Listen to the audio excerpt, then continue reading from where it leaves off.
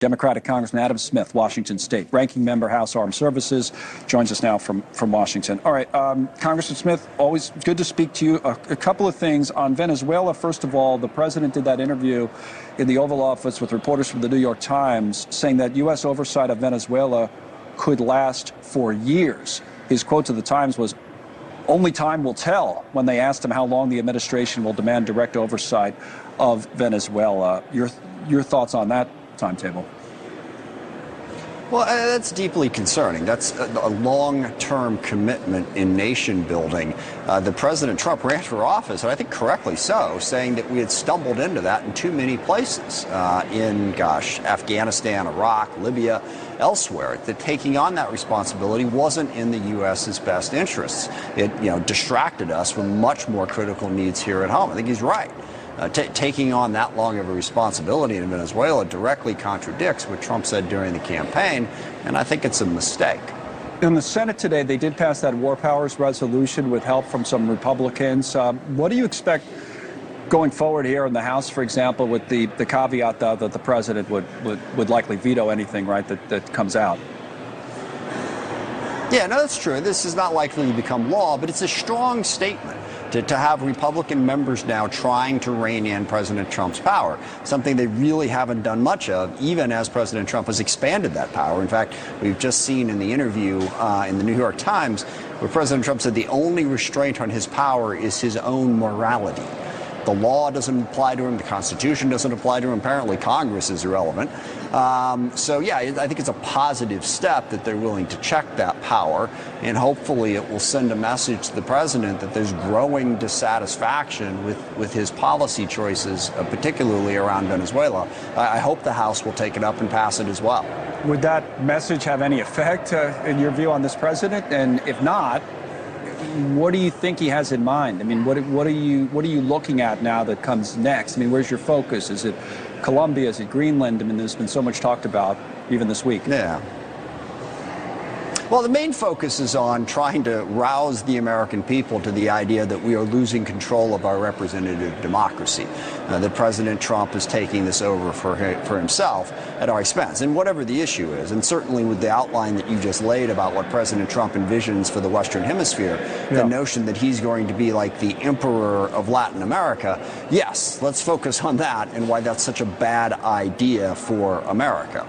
You have thoughts on what happened in Minneapolis, to shift gears with you for a moment here, because the vice president just an hour or so ago made some comments.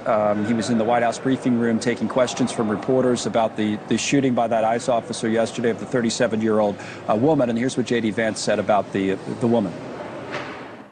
That woman was there to interfere with a legitimate law enforcement operation in the United States of America. What that headline leaves out is that woman is part of a broader left-wing network to attack, to dox, to assault, and to make it impossible for our ICE officers to do their job. What do you make of this so-called left-wing network that the vice president seems to be blaming for a lot of things? Yeah, well, look, there's no evidence that this woman was connected to that at all, but also, and this is what should terrify the American people. I don't care if you're Republican, Democrat, Independent, who the heck you are. J.D. Vance just said, if you protest the government, we have the right to kill you. Okay? That it doesn't matter. You have no rights, no responsibility, no ability to criticize the government. If we determine that you're part of an organization that threatens us, we will kill you, and there will be no consequences. I think he said at one point in that interview as well, ICE agents have absolute immunity.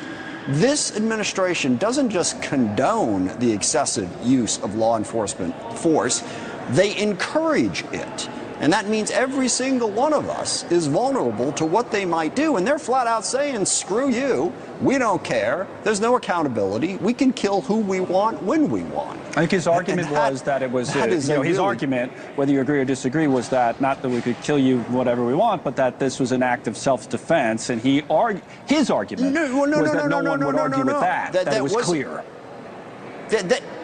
No, that's an entirely different argument. It's also a load of crap because there was no self-defense involved here. But what he said, he didn't reference the specific incident at all.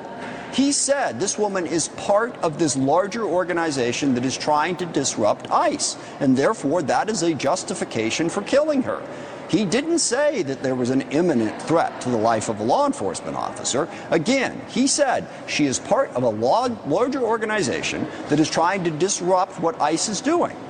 So therefore, apparently, she's a legitimate target for killing. I think a different part of the conversation, he was talking about what he saw as justified self-defense, because he said, again, he argued that he thought it was clear that she was running over the ICE officer. I know there's been dispute about that, but he said it was clear. Yeah, we were just, and speaking of which, Congressman, we were just going over it in some detail earlier with an attorney to get back to your earlier point about immunity. And this attorney who said in his personal view this was not a justified shooting, but in federal court, this officer, like many others, will be likely able to use effectively that immunity defense. What would you say? Yeah, no, it's a major problem with the law enforcement. This goes back to George Floyd and the controversy around that. And look, I support law enforcement. I think they need to do their job. I think in many cases we have undermined their ability to do that. My own state passed a ridiculous law that would not allow law enforcement to pursue people or detain people. That can go too far. But if you go the other way, and you say, okay, the state has given you a gun and the right to use it for certain purposes, and then go ahead. We're not going to hold you accountable. We're not going to place any limitations on that. It's a problem. And the law does give law enforcement, in some cases, I think, too much power. They shouldn't be able to do things like this without any accountability. Okay, one last quick one before you go, Congressman Smith, if that's okay. ACA subsidies, I know House working on this 3-year extension, but is that similar to the conversation we were having earlier, one that goes nowhere after that, or does it lead to some sort of a bipartisan compromise down the line? How do you see it playing out? I think it's unlikely that that would pass in the Senate. Hopefully it will force a bipartisan compromise. Because, look, we need to do more for health care than just extend ACA, extra subsidies. We need to bring the cost of health care down so that the American people and our government can afford it. So I would hope that it would push us towards a bipartisan compromise and push the Republicans towards negotiating with us. I mean, remember, Mike Johnson shut down the House for 2 months and refused to negotiate over this issue. So I don't know what's going to push the Republicans to do that. Hopefully this will help, because we need a comprehensive health care reform bill. Health care is too expensive for too many Americans, and whether the government subsidizes it or not, the sheer cost of it is burdening all of us more than it should. All right, the live pictures on the House floor of the debate over the ACA subsidies. Congressman Adam Smith, Washington State, as always, thank you, sir. Thank you.